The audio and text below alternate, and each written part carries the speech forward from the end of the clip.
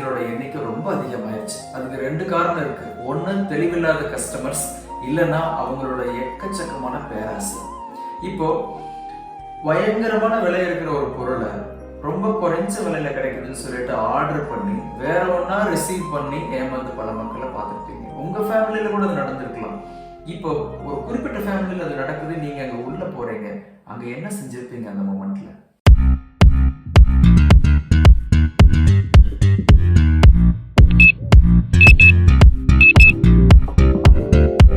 ஒரு நாள் எங்கள் வீட்டில் வேலை பார்க்கும் நபருக்கு 18,000 மதிப்புள்ள ஃபோன் 5,000 மதிப்பில் தரப்படும் என்று மெசேஜ் வந்தது.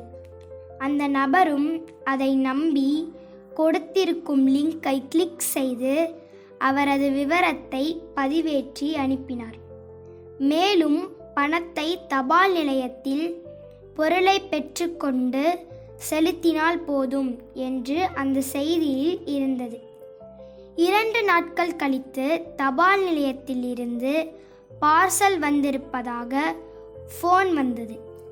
அவருக்கு மிகுந்த சந்தோஷம்.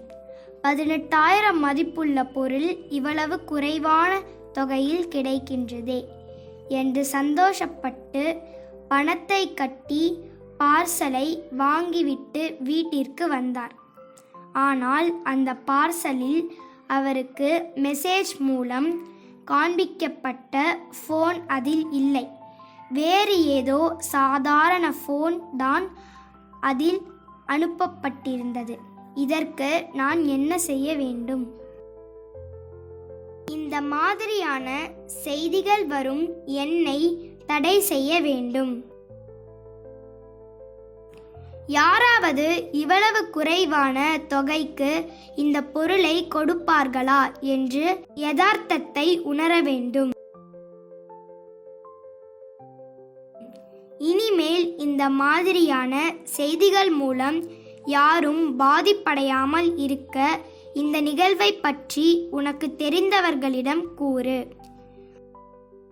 தபால் நிலையத்தில் இருப்பவர்களிடம் இது போன்ற வரும் பார்சல்களில் இருந்து மக்களை பாதுகாக்க நடவடிக்கை எடுக்க சொல்லலாம். என் தோழிகள் இந்த 4 யோசனைகளை கூறியுள்ளார்கள். எனக்கு குழப்பமாக உள்ளது. இத்தனை யோசனை கூறியும் அவள் குழப்பமாக இருக்கிறது என்கிறாள். இப்போது நாம் என்ன செய்வது? நாம் இவர்களிடம் கேட்டு பார்ப்போமா?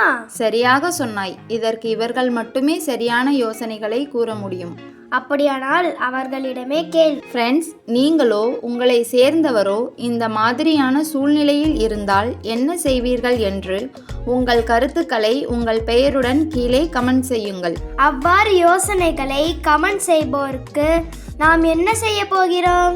அதில் சிறந்த 5 யோசனைகள் தேர்ந்தெடுக்கப்பட்டு அதை கூறியவரின் பெயர் நமது வீடியோக்களில் இடம்பெறும்.